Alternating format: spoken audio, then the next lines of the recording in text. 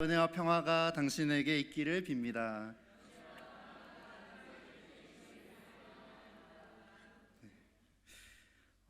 우리는 지난 수요일, 제 수요일이죠. 제 수요일을 시작으로 사순절기를 시작하였습니다. 사순절이라는 건요, 예수 그리스도의 고난과 죽음을 기념하는 절기입니다. 그래서 부활절을 기준으로 해서요, 부활절이 오기 전 40일을 계수하는데 그 중에 주일은 뺀 40일입니다. 왜 주일을 뺄까요? 왜냐하면 주일이 작은 부활절이기 때문입니다. 매 주일이 작은 부활절이기 때문에 그 주님의 고난의 날짜에 주일은 포함하지 않고 주일을 뺀 40일을 세워서 그 사순절을 우리는 지키는 겁니다. 부활절을 기준으로 거꾸로 40일을 세워보면 주일을 뺀 40일은 항상 같은 요일에서 멈춥니다. 그게 바로 수요일입니다. 그래서 교회는 이 날을 사순절을 시작하는 수요일인데 어떤 수요일로 지키냐 하니 제 수요일로 지켜왔다는 거죠. 제 수요일은 사순절의 시작, 즉 부활의 준비를 알리는 교회의 절기인데 이 제 수요일의 절기가 시작된 게 10세기경부터 하나의 예식이 만들어집니다. 10세기경부터 만들어진 하나의 예식이 뭐냐면 그리스도인들이 이 제수요일이 되면 그 직전 해에 종려주일에는 종려나무 가지를 흔드는 예식을 전례적인 교회들은 하거든요. 그러면 그 흔들었던 종려나무 가지를 잘 보관했다가 그 다음 해에 제수요일을 앞두고 다 모아서 태워서 제로 만드는 겁니다. 제로 만들어서 그 재를 물에 희석시켜서 이제 그 재를 각 사람의 이마에 혹은 손등에, 손바닥에 이렇게 각자의 몸에 새기는 예식을 했다고 하는 거죠. 이 전통적인 예식에는요, 다양한 의미가 담겨 있습니다만 저는 오늘 그 중에 두 가지의 의미를 강조해 보려고 합니다. 한 가지 의미는 지금 시작할 때 소개를 하고 나머지 한 가지 의미는 마칠 때쯤에 말씀을 드리려고 해요. 여러분, 먼저 사순절이 시작되는 날 하필 우리는 왜 제를 사용해서 예식을 거행할까요? 근거가 되는 말씀 구절이 있습니다. 창세기 3장 19절 하반절 말씀인데 이 날에 이 제의 예식을 할 때 교회는 이 말씀을 읽습니다. 제가 대신 읽어드리겠습니다. 너는 흙이니 흙으로 돌아갈지니라. 너는 흙이니 흙으로 돌아갈지니라. 이 말씀을 읽는 겁니다. 만약 누군가가 기독교의 사순절에 왜 제를 이마에 혹은 손등에 여러 가지 십자가를 모양으로 몸에 새기냐고 묻는다면 우리는 이렇게 대답해야 한다는 겁니다. 그 이유는 바로 하나님께서 인간을 흙으로, 재로 창조하셨다는 사실과 우리가 다시 그래서 흙으로 돌아갈 수밖에 없는 죄인인 존재들이라는 것을 기억하기 위해서 우리는 그 예식을 한다는 거죠. 옛날에 그리스도인들은 이렇게 재를 십자가 모양으로 바르면서요, 앞으로 40일 동안, 사순절 동안 날마다 내가 새로운 그리스도인으로 살겠다고, 날마다 죄에 머물 수밖에 없고 죄로 돌아갈 수밖에 없는 삶이지만 그럼에도 주님을 따라가 보겠다고 결심하고 다짐하는 의미로 그 죄를 몸에 새겼다라는 겁니다. 흙으로 돌아갈 수밖에 없는 우리를 위해 십자가를 짊어지신 주님을 이 40일 동안 내가 정말로 진심을 다해 따라가 보겠다는 의미를 담아 그 예식을 행하고 참여했다라는 거죠. 그리고 여러분, 이 사순절 제수요일이 있기 직전 주일을 바로 산상변모 주일이라고 지킵니다. 벌써 2주 전인데 이 산상변모 주일을 지키곤 합니다. 산상변모 주일이라는 건 말 그대로 오늘 우리가 읽은 말씀인 예수님께서 산 위에 오르시어 그 모습이 변하신 사건을 기념하는 교회력의 절기입니다. 전통적으로 교회는 주연절이 마무리되고 사순절이 시작되는 그 전환의 시간에 이 산상변모 주일을 지킵니다. 산상변모에 대한 기록을 읽고 그 의미를 새겨왔다는 거죠. 왜냐하면 오늘 본문인 산 위에서 예수님이 변하신 이 사건이야말로 주님께서 하나님의 아들이심을 보여줌과 동시에 그 하나님의 아들로서 예수님이 걸어가셔야 했던 길이 바로 예루살렘으로 들어가는 길, 십자가 길이었음을 보여주는 사건이기 때문입니다. 이 산상변모주의를 시작으로 주님이 다시 한번 하나님의 아들이심을 확인받고, 그리고 주님은 예루살렘 길로 나아가기 시작하기 때문인 거죠. 오늘 말씀을 통해서, 그래서 오늘 이 산상변모 말씀을 통해서 우리가 이 사순절을 어떻게 주님과 동행할 수 있을지 배우는 시간 되기를 바랍니다. 주님의 길을 따라 나서는 저와 여러분 되기를 주님의 이름으로 축복합니다. 첫 번째로, 이 사순절 기간에 우리는 예수님처럼 기도해야 합니다. 한번 크게 따라 옆에 분들과 말해볼까요? 예수님처럼 기도합시다. 네, 한 번 더 다른 분 보시면서 예수님처럼 기도합시다.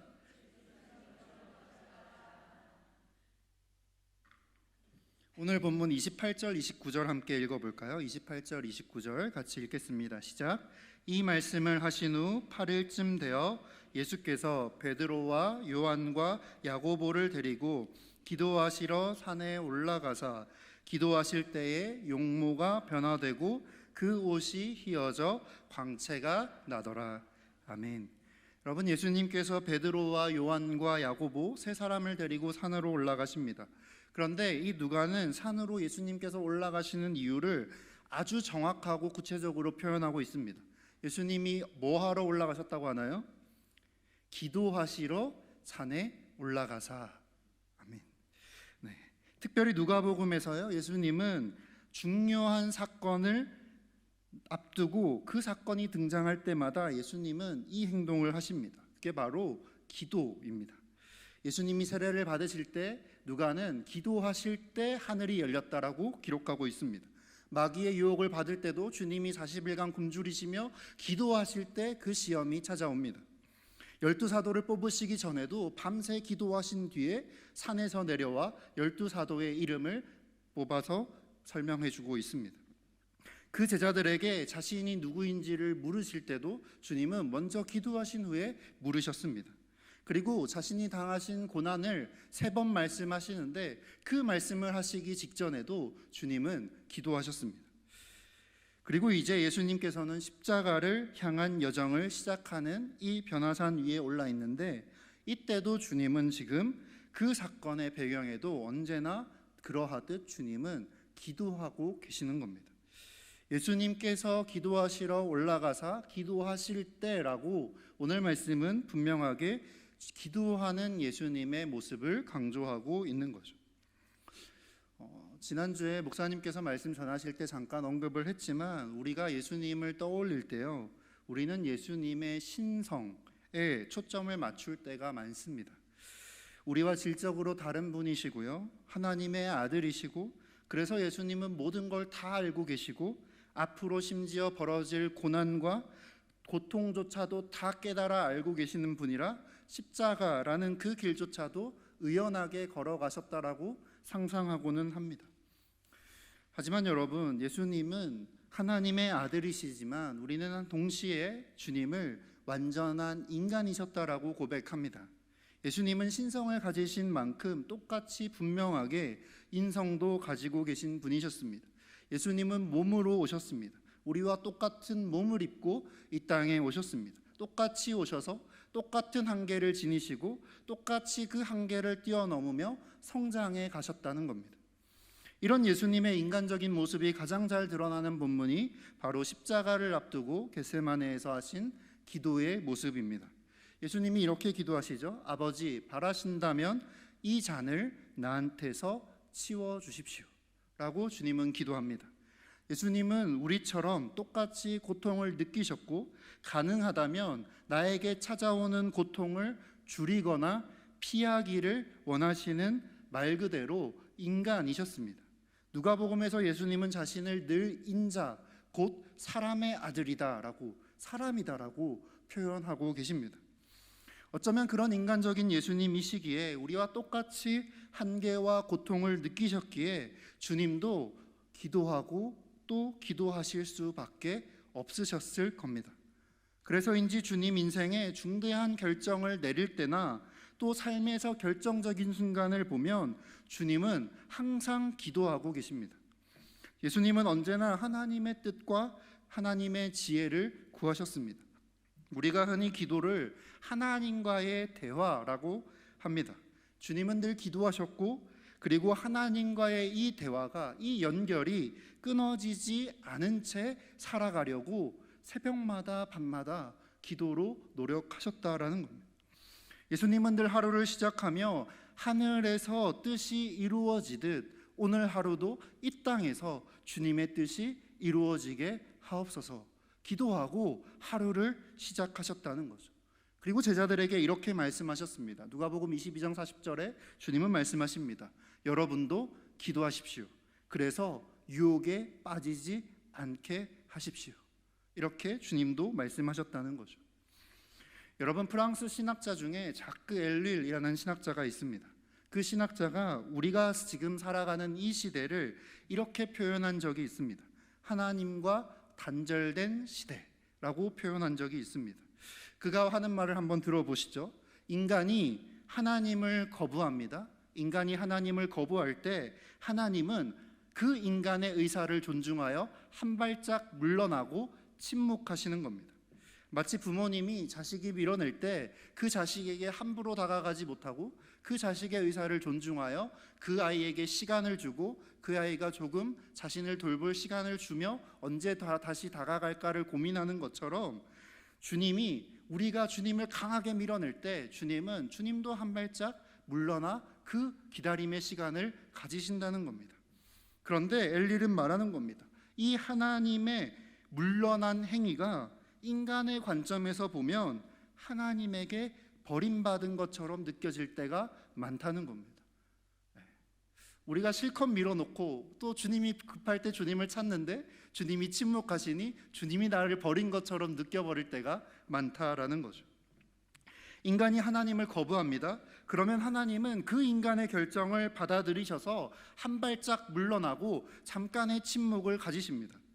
중요한 건 이 물러남과 침묵이 우리와 하나님 사이의 관계의 공백, 단절을 불러온다라는 겁니다. 이렇게 하나님과 단절된 시대를 살아가는 인간들은 진리를 분별하지 못하고 선과 악을 혼동하고 그렇게 세상이 후한무치해지고 끔찍한 일들이 벌어진다라고 엘릴은 말하고 있는 겁니다.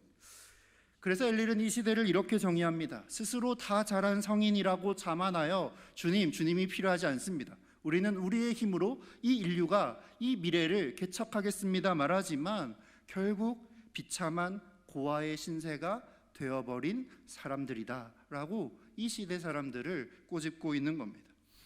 인간은 스스로 다 잘했다 여기며 하나님으로부터의 독립을 선언합니다. 그러자 하나님의 말씀이 소멸되기 시작하고 하나님은 당신을 부르는 자들에게 침묵하십니다. 만약 엘릴의 말이 옳다면 우리가 사는 시대가 정말로 그렇게 인류가 끊임없이 하나님을 밀어내므로 하나님이 침묵을 지키는 시대라면 우리가 해야 할 행동은 바로 단 하나뿐인 거랍니다. 바로 기도하는 일인 겁니다. 그래서 엘릴은 이렇게 말합니다. 그래서 이렇게 하나님과 단절된 시대에 우리에게 필요한 건 투쟁하는 기도다라고 이야기합니다. 기도는 이러한 시대에서, 하나님과 단절된 시대에서 우리의 기도는 필연적으로 투쟁으로 나아갈 수밖에 없다라고 엘릴은 말하고 있습니다. 구체적인 예를 한번 들어보겠습니다. 당장 이번 주 한 주간 동안 여러분이 나는 매일 예배당에 나와서 1시간씩 기도할 거야 라고 다짐했다고 한번 생각해 봅시다. 가정을 해봅시다. 무엇보다 먼저 우리는 당장 기도를 하기 위한 투쟁을 치루어야 합니다. 이건 단순히 시간을 더 빼고 덜 빼고의 문제가 아닙니다. 기도를 1시간씩 매일 하다 보면 하나님이 우리의 기도를 듣지 않는다고 생각하는 때가 생기기 시작합니다. 우리 스스로 기도의 행위에 대해 아무런 의미도 느끼지 못할 때도 있는 겁니다. 매일 1시간을 채우다 보면 어느 순간 내가 지금 뭐하고 있지? 정말 내 이 얘기들을 하나님은 듣고 계시나? 여러 가지 생각들이 나의 마음속에 찾아온다는 겁니다. 우리 모두 기도 통장을 받으셨습니다. 이 기도를 투쟁적으로 하는 사람들은요, 이 통장을 받고 지금 어디에 있는지, 이 통장이 어디에 있는지도 기억하지 못하는 사람들은 절대 경험하지 못할 유혹을 경험하게 된다는 겁니다. 오히려 열심히 기도하는 사람일수록 더 많은 유혹이 찾아온다는 거죠. 아무런 의미도 없이 맹목적으로 시간만 채우는 기도가 정말 필요한 거야? 라는 질문이 내 속에서 올라오기 시작한다는 겁니다.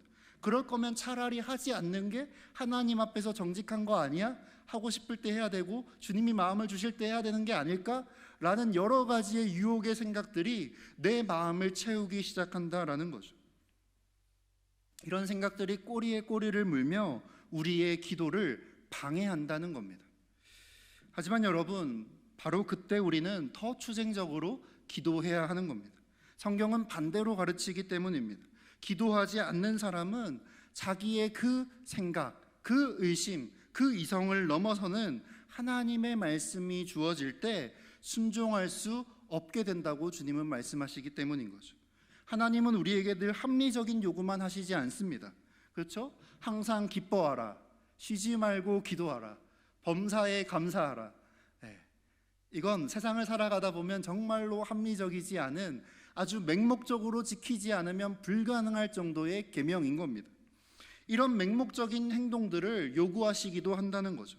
그리고 하나님의 이런 명령을 맹목적으로라도 주님이 그렇게 말씀하셨으니 나 해보겠습니다라며 맹목적으로라도 실천하려고 애쓰다 보면 그 행동들을 통해 주님은 열매를 거두어 가신다라는 겁니다. 여러분, 우리가 맹목적으로라도 하나님의 말씀을 실천하면 그 과정에서 배우게 되는 중요한 교훈들이 있지만, 여러 가지가 있지만 그 중에 대표적인 게 바로 우리가 그렇게 맹목적으로 주님을 따라갈 때, 순종하려고 할 때 우리가 배우게 되는 가장 큰 진리는 우리가 지금 얼마나 하나님을 신뢰하지 않는지를 깨닫게 된다라는 겁니다. 맹목적인 순종은 늘 하나님보다 내 감정과 내 생각을 더 앞세우는 자신을 마주하게 해줍니다. 그래서 기도는 먼저 자기 자신과의 싸움이 되는 겁니다. 여러분, 이번 사순절 매일 기도하는, 그래서 자신과의 싸움에서 승리하는 여러분 되시기를 축복합니다. 기도의 내용과는 상관없이 여러분, 기도하는 행동 그 자체를 이어가는 것만으로, 단순히 시간을 채우는 것만으로도 충분히 의미가 있습니다. 투쟁적으로라도 그 시간을 채우며 기도를 이어갈 때 우리가 이해되지 않는 것까지 순종하는 그 주님으로부터 철저한 신종, 신뢰를 배우게 된다는 거예요. 아무것도 얻지 못해도 내가 그 시간을 꾸역꾸역 채워나가다 보면 주님의 말씀에 순종하고 신뢰하는 법을 몸에 익히게 된다는 겁니다. 우리는 기도 자체를 목적이라고 생각하진 않는 것 같습니다. 기도의 제목이 있어야 기도를 한다고 생각하니까요. 무언가를 이루기 위해 어딘가로 가기 위한 하나의 수단 정도로 우리는 기도를 생각할 때가 많은 것 같습니다. 예수님이 사람들을 치유하기 위해 기도하셨고, 주님이 유혹을 이겨내기 위해 기도하셨고, 주님이 말씀을 선포하기 위해 기도하셨다고 생각합니다. 하지만 성경을 잘 읽어보시면 말씀은 언제나 그 순서가 거꾸로였다고, 반대였다고 가르쳐주고 있습니다. 예수님은 변모하시기 위해 산에 올라가신 게 아닙니다. 예수님은 모세와 엘리야를 만나기 위해 기도하신 게 아닙니다. 늘 하시던 대로 산에 올라가셔서 하시던 대로 기도를 하신 겁니다. 그리고 기도를 하실 때 변모가 일어났고, 기도를 하실 때 엘리야와 모세가 나타났다라는 거죠. 사람들을 치유하기 위해 기도하신 게 아니라 기도하실 때 치유가 일어난 겁니다. 유혹을 이겨내기 위해 기도하신 게 아니라 기도하시다 보니 다가오는 유혹들을 이겨내게 되신 겁니다. 말씀을 선포하기 위해 기도하신 게 아니라 기도하실 때 하나님의 음성이 나에게 들려온 겁니다. 예수님은 하나님, 제가 오늘 누구누구를 만날 것 같은데 그 사람을 고치게 해주세요라고 매일 아침 기도하신 게 아니라 오늘 나의 삶을 통해 어디로 주님이 나를 이끄실지는 모르겠지만 그 삶을 통해 주님의 이름이 거룩해지며 주님의 나라가 오게 하시며 하늘에서 주님의 뜻이 이루어진 것처럼 나의 오늘 하루 가운데 주님의 뜻이 이루어지게 해 주십시오라고 기도하고 그 하루를 향해 나아갔다라는 겁니다. 그렇게 기도하셨고 그 삶에서 나타났던 여러 치유의 기적들은 그 응답들 중 하나였다라는 거죠. 여러분, 이 40일 동안 만이라도 좋습니다. 예수님처럼 기도하는 저와 여러분 되면 좋겠습니다. 예수님이 기도하라 말씀하셨으니 단순히 그냥 이 말씀에 순종하기 위해 기도를 시작해 보는 겁니다. 무엇을 기도할지 모르겠으면 주님이 가르쳐 주신 기도문으로 기도를 하면 되는 겁니다. 주기도문을 그냥 1시간이고 2시간이고 읊으시면 되는 겁니다. 매일매일이요. 누가복음에서 예수님은 말씀하십니다. 기도하는 사람들에게는 하나님께서 가장 좋은 선물을 주시는데 그 가장 좋은 선물이 바로 성령님이다라고 누가복음은 분명하게, 누가복음의 예수님은 말씀해 주고 계십니다. 기도할 때 성령님이 우리에게 임하십니다. 하나님의 영이 우리에게 임하면 하늘의 뜻이 땅에서도 이루어지기 시작하는 겁니다. 단절된 땅과 하늘이 연결되기 시작하는 겁니다. 이 기도는 이 연결을 위한 싸움이고 투쟁이라는 겁니다. 하나님과 단절된 시대에서 길을 잃지 않기 위해, 길을 잃지 않으려면 우리는 어쩔 수 없이 늘 기도의 자리로 나아갈 수밖에 없다는 거죠. 두 번째로 이 사순절 우리가 제자들처럼 하나님의 음성을 듣게 되기를 소망합니다. 이것도 따라 해볼까요? 옆에 계신 분들과 하나님의 음성을 들읍시다. 네, 아멘. 네.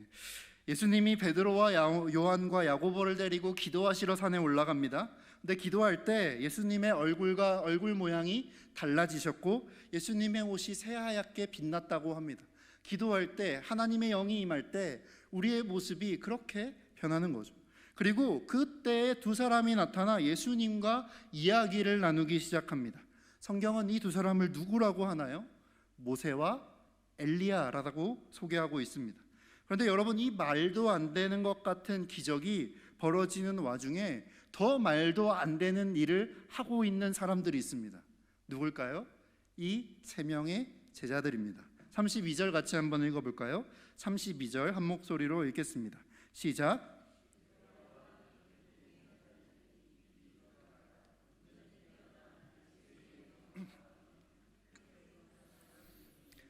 아멘. 네, 주님이 기도하시고 얼굴이 변하시고 옷이 하얘지고 모세와 엘리야가 나타났는데 제자들은 뭘 하고 있다고 합니까?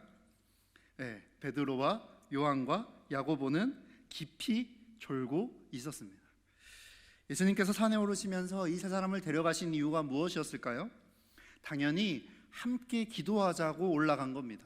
나 혼자 기도하는 것으로는 부족해 보이니 나와 함께 마음을 합하여 기도하자고 이 세 사람을 특별히 불러서 기도의 동역자로 세워서 그 산으로 올라간 겁니다. 그런데 예수님의 제자 중 주님과 가장 가깝다라고 말하는 베드로와 요한과 야고보가 지금 깊은 졸음에 빠져 있다는 겁니다. 어쩌면 이 말씀이 저와 여러분에게 소소한 위로가 될지도 모르겠습니다.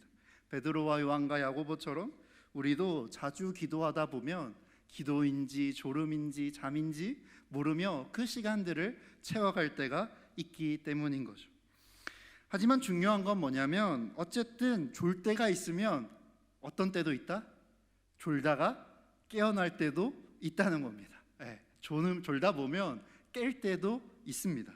보통은 말씀이 끝나고 찬송가가 시작되면 많은 분들이 깨어나시는데 그죠? 졸다가도 분명히 깨어날 때가 있습니다. 그들은 결국 완전히 깨어납니다. 예수님의 영광을 보고 엘리야와 모세도 마주합니다. 근데 어떻게 그게 가능했던 거죠? 간단합니다. 답은 간단할지도 모릅니다. 그들이 예수님과 함께 예수님 곁에 머물렀기 때문인 거죠. 기도하는 자리에 있다 보니 졸다 깨어도 엘리야가 보이고 모세가 보였다라는 겁니다. 실패해도 괜찮으니 우리는 계속해서 주님과 함께 주님 곁에 머물러 있어야 하는 이유가 바로 이것입니다. 가지가 열매를 맺기 위해선 나무에 붙어 있어야 한다는 거죠. 붙어만 있으면 언젠가 열매를 맺을 수 있다는 겁니다. 하지만 오늘 본문은 여기서 한 걸음 더 나갑니다. 33절을 같이 한번 읽어볼까요? 33절 말씀 함께 읽습니다. 시작. 두 사람이 떠날 때 베드로가 예수께 여짜오되 주여 우리가 여기 있는 것이 좋사오니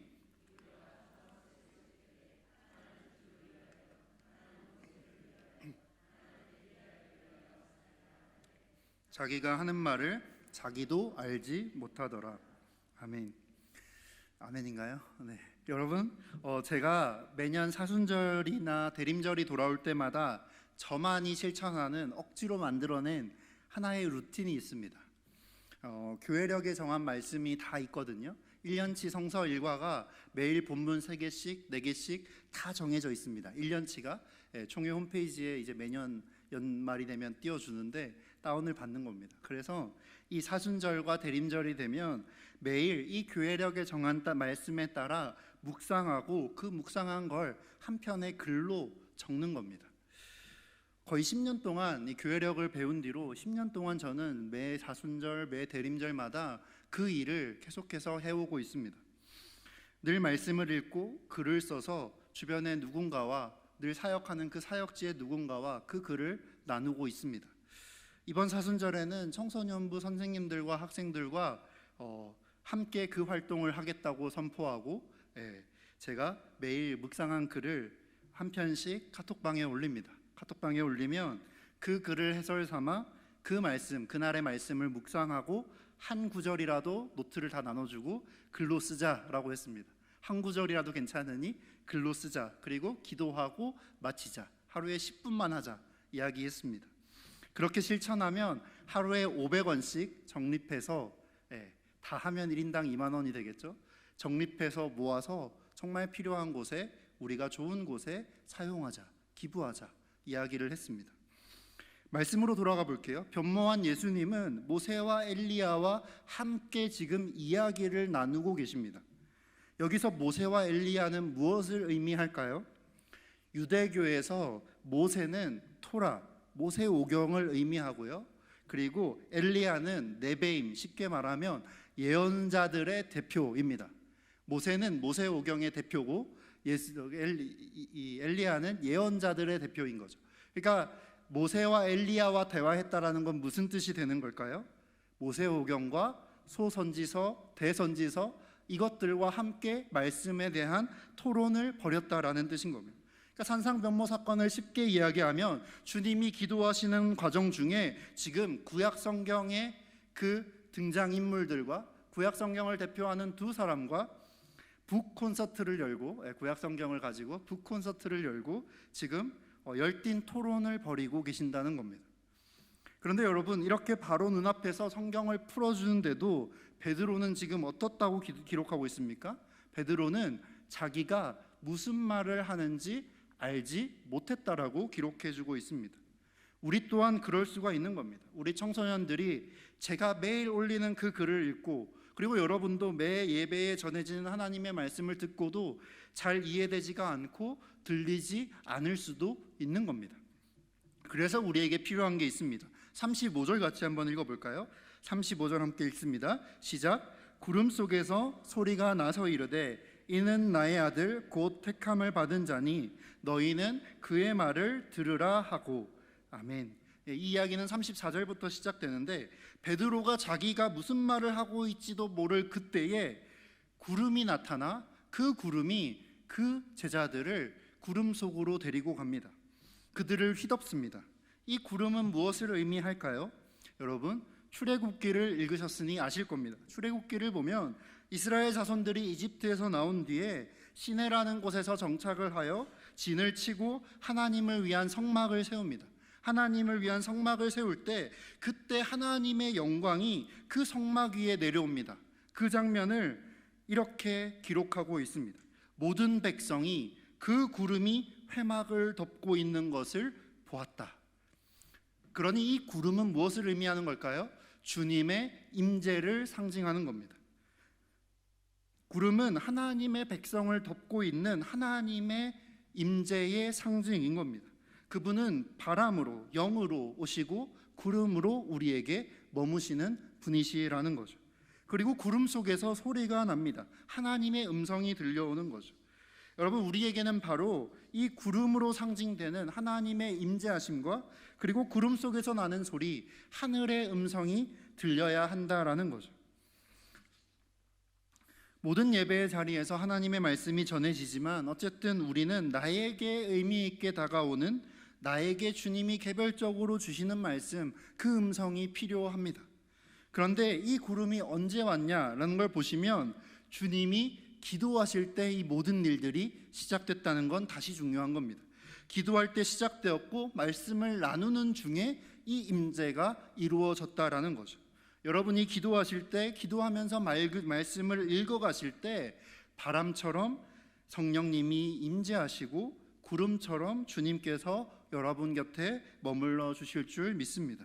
그리고 그럴 때가 되어야 풀리지 않던 하나님의 말씀이 들려지게 되는 겁니다.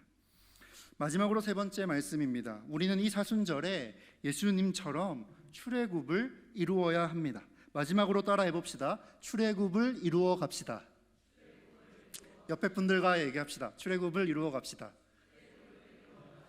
네, 아멘. 30절, 31절 같이 한번 두 절 말씀 읽어볼까요? 두 절 함께 읽겠습니다. 시작. 문득 두 사람이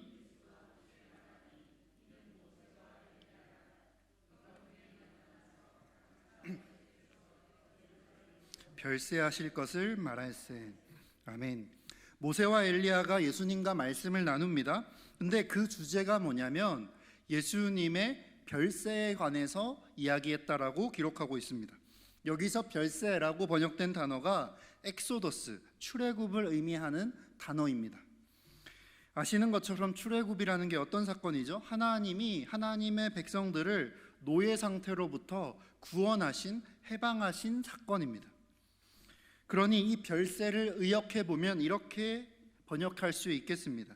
장차 예수님께서 예루살렘에서 이루실 구원의 계획에 관해 이야기를 나누었다라고 읽어볼 수도 있는 겁니다.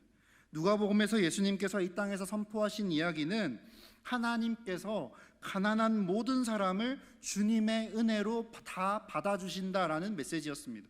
누가복음 3장에 보시면 4장 16절부터 19절에 보시면 주님이 그 말씀, 이사야서 말씀을 읽으시며 이야기하셨던 거죠. 주님의 은혜의 때가 시작되었다라고, 가까이 왔다라고 말씀하십니다. 그때가 나의 온과 함께 시작되었다라고 주님은 선포하셨죠. 예수님은 이 세상의 모든 사람들을 악과 죄로 대표되는 어둠으로부터 탈출시키고 싶어 하셨습니다. 완전히 새로운 세상, 은혜와 자비의 세상인 하나님의 나라로 그들을 죄로부터 건져내어 이끌어가기를 원하셨던 겁니다.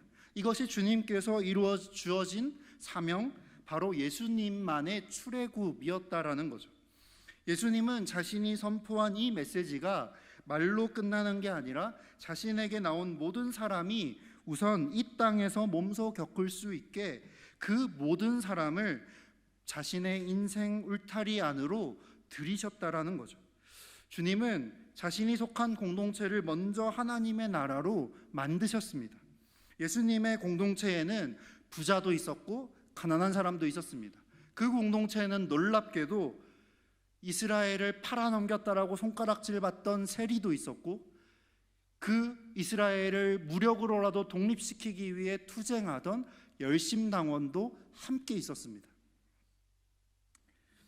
모두 섞여 있을 정도로, 모두가 함께 식탁을 공유할 정도로 아주 포용력이 넓은 공동체를 주님은 몸소 이 땅에 이루어내신 겁니다.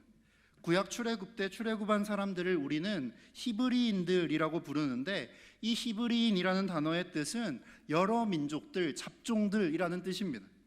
하나님은 그 모든 잡다한 사람들을 다 끌어내셔서 이집트로부터 건지셔서 함께 홍해를 건너게 하시고 광야에서 한 하나님의 백성으로 만들어 가십니다. 모두를 끌어안는 삶, 이것이 우리 주님께서 지금 걷고 계신 길이고 예루살렘으로 가는 길이고 그리고 우리가 사순절에 따라야 할 길이라고 오늘 말씀은 가르쳐주고 있는 겁니다. 말씀을 맺어볼까요? 사랑하는 광진교회 성도님들, 우리는 기억해야 합니다. 예수님의 출애굽은, 예수님이 이루신 구원의 사건은, 오늘 성경은 그 사건에 대해 예수님의 별세라고 기록하고 번역하고 있습니다. 예수님께서 주님의 백성을 구원하시는 길, 가난한 모든 사람을 하나님의 은혜로 받아주는 그것을 이 땅에 실현하는 길은 쉽지도 않았고 복스럽지도 않았습니다. 오히려 고난의 길이었고 골고다의 길이었고 십자가의 길이었다라는 겁니다. 사순절은 그런 주님의 길을 주님과 함께 걷는 기간입니다. 말하자면 여러분, 사순절은 예수님의 고난에 참여하는 시간이 아닙니다. 정확하게 말하면 사순절은 예수님께서 주님만의 출애굽을 이루시기 위해 예루살렘으로 가는 그 여정을 함께 걸어가는 기간인 겁니다. 40일을 걷다 보면 종려주일이 되어 예루살렘에 입성도 하고 이제 금요일이 되면 주님이 십자가에 달리시는 겁니다. 아직 고난주간은 오지 않았습니다. 지금은 예루살렘으로 가기까지의 주님의 길을 따라가는 여정의 시간인 겁니다. 갈릴리에서 예루살렘까지 주님은 그 주님의 일상을 함께 걸어가는 시간입니다. 예수님은 그 일상에서 어떤 일들을 하셨습니까? 주님은 매일 기도하셨고 그리고 모세와 엘리야로 대표되는 하나님의 말씀을 붙잡고 날마다 씨름하셨고 그리고 실제로 그 말씀을 자신의 삶 속에서 실현하기 위해 하나의 공동체를 만들어내기 위해 여러 사람들을 하나님이 받아준다라고 초대하기 위해 애써 불러 모으셨다라는 겁니다. 이 모든 일이 자신의 힘으로는 불가능하지만 하나님으로서는 다 하실 수 있다고 가르치시며 주님은 그 예루살렘으로 가는 길을, 그 일상을 걸어가고 계신다는 겁니다. 여러분, 처음에 말씀드린 것처럼 재수요일에 사용하는 재에는 한 가지의 중요한 의미가 더 있습니다. 그 재가 어디로부터 왔다고 말씀드렸죠? 한 해 전에 종려주일에 흔들었던 종려나무 가지라고 말씀드렸습니다. 사실 이것이 중요한 겁니다. 종려주일은 여러분이 아시는 것처럼 예수님께서 나귀를 타고 예루살렘에 입성하실 때 사람들이 그 종려나무 가지를 길에 뿌리고 흔들며 예수님의 입성을 환호했던 장면을 기억하는 절기입니다. 당시 사람들은요, 저마다의 기대를 품고 예수님의 예루살렘 입성을 환호했습니다. 주님이 이 예루살렘에 오시면, 주님이 우리의 성전에 오시면, 주님이 나의 삶에 오시면 나의 삶이 달라질 거야 기대를 잔뜩 품고 종려나무 가지를 흔들며 주님을 맞이했다라는 겁니다. 그 기대로 흔들던 종려나무 가지를 태워서 한 줌의 재로 만들어서 그 재를 바라보며 그 재를 우리 몸에 십자가로 새기는 것이 재수요일인 겁니다. 이 예식이 우리에게 던지는 메시지는 무엇일까요? 사순절에 주님을 따라가는 우리가 경험해야 하는 일이 바로 이것이라는 겁니다. 우리가 그런 존재라는 겁니다. 여러분, 우리가 모두 저마다의 기대를 품고 주님께로 나갑니다. 그런데 그 주님께서 내 삶에 만들어낼 변화를 기대하며 찬양하고 노래하고 예배합니다. 그런데 주님이 내 삶에 만들어낼 변화가 그 내 기대와는 완전히 다른 방향으로 걸으시고, 만약에 주님이 나에게 내가 기대했던 것과는 전혀 다른 말씀을 나에게 하신다면, 주님께서 우리의 기대를 배신한다면 여러분, 우리는 어떻게 하는 사람들일까요?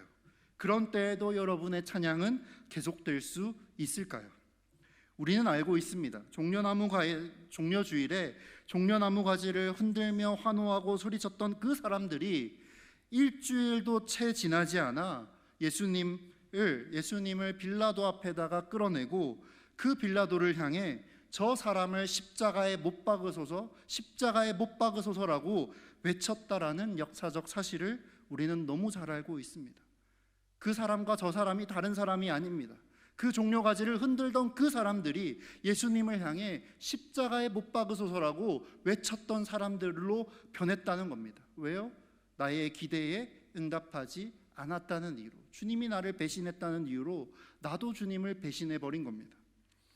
종려나무 가지를 태운 한 줌의 재는 사순절, 우리가 주님의 십자가 사건에 정말 참여하기 위해 반드시 통과해야 되는 길이 있다는 것을 알려줍니다. 사순절, 기도하고 말씀 듣고 이웃을 초대하는 일, 그 일을 실천하는 사람들은요, 그 일이 쉽지 않다는 걸 매일매일 뼈저리게 느끼며 이 한 구절의 말씀을 진심으로 고백하게 된다는 겁니다. 바로 주님, 저는 흙일 뿐이고 흙으로 돌아갈 죄인일 뿐입니다 라고 계속해서 고백하게 된다는 겁니다.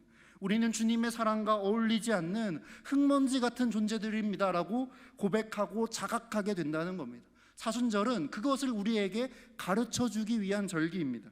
사순절은 우리가 그런 존재들이란 사실을 깨닫게 해주는 절기입니다. 주님의 길을 따라가며 우리는 자연스럽게 깨닫게 되는 겁니다. 우리의 찬양이, 주님을 향한 우리의 기대가 너무나도 쉽게 모두 한순간에 죄로 변하고 죄로 변할 수 있다는 것을 말입니다. 주님을 따른다면서 우리는 언제나 나의 뜻과 다르게 말씀하시는 주님이라면 그 주님을 배신할 준비가 되어 있는 그렇게 덧없고 믿음 없는 존재들이라는 사실을 사순절은 우리에게 깨닫게 해준다는 겁니다. 그렇게 열심히 사순절을 보내는 사람들은 사순절을 의미 있게 보낸 사람들만이 설 수 있는 특별한 자리에, 십자가 아래에 자리가 마련되어 있습니다. 그렇게 사순절을 열심히 잘 보낸 사람들이 서는 자리가 어떤 자리인지 아십니까? 그런 사람들은 자연스럽게 십자가 아래 서는데, 그 사람들은 예수님의 십자가 아래에서, 십자가 앞에서 내가 주님과 함께 십자가에 매달리겠습니다라고 말하는 자리에 서지 않습니다. 사순절을 정말 잘 보낸 사람들은 자기의 입으로 내가 주님과 함께 십자가에 못 박히겠습니다라고 말을 꺼낼 수 없습니다. 오히려 그들에게 예비된 자리는 이런 자리입니다. 그들은 이렇게 고백합니다. 주님, 내가 바로 주님을 십자가에 못 박으라고 외쳤던 사람 중 한 사람이었습니다. 이런 먼지 같은 주님, 먼지 같은 나를 주님은 포기하지 않고 나를 여전히 사랑하고 계시네요. 그 자리에서 주님을 배신하고 주님을 십자가에 못 박은 그런 먼지 같은 나를 위해서 주님이 마지막 순간까지, 피 흘리는 그 순간까지 기도하셨고 그 기도를 통해 우리를 용서하셨다는 사실을 우리는 그 십자가의 아래 사순절을 보낸 사람들에게 마련된 자리에서 그 주님을 보고 그 주님의 기도를 듣게 되는 겁니다. 사랑하는 광진교회 성도 여러분, 이 사순절은 우리를 십자가 아래, 특별히 당당하게 주님과 함께 십자가에 올라가는 자리가 아니라 십자가 아래 가장 죄인의 모습의 자리로 우리를 초대하는 절기입니다. 여러분, 열심히 기도합시다. 열심히 말씀을 읽고 묵상합시다. 그리고 아직 하나님을 모르는, 하나님의 사랑을 모르는 사람들에게 열심히 하나님의 사랑을 말해주고 그 사랑을 경험할 수 있도록 이곳으로 초대를 해야 합니다. 하지만 그 실천이 깊어갈수록 신비하게 여러분들은 마주하게 될 겁니다. 내가 그 하나님의 사랑을 전하기에는, 주님 앞에서 그 사랑을 받아 누리기에는 한없이 부족한, 자격 없는 흙먼지 같은 존재라는 사실을 말입니다. 네, 우리는 먼지여서 먼지로 돌아갈 수밖에 없는 그런 존재들입니다 라고 고백할 수 있는, 하지만 우리가 이 사실을 진심으로 받아들일 때, 여러분, 이 사실은 우리를 스스로를 비관적으로 보게 하는 게 아니라 오히려 우리에게 주님이 정말 필요했구나라는 사실을 깨닫게 할 것이라고 저는 믿습니다. 마지막으로 여러분을 응원하는 마음을 담아 마태복음 5장 3절 말씀을 메시지 성경으로 읽어드리고 함께 기도하겠습니다. 벼랑 끝에 서 있는 여러분에게 복이 있습니다. 여러분이 작아질수록 하나님과 하나님의 다스림은 커집니다. 아멘. 기도하겠습니다. 주님, 우리는 자신을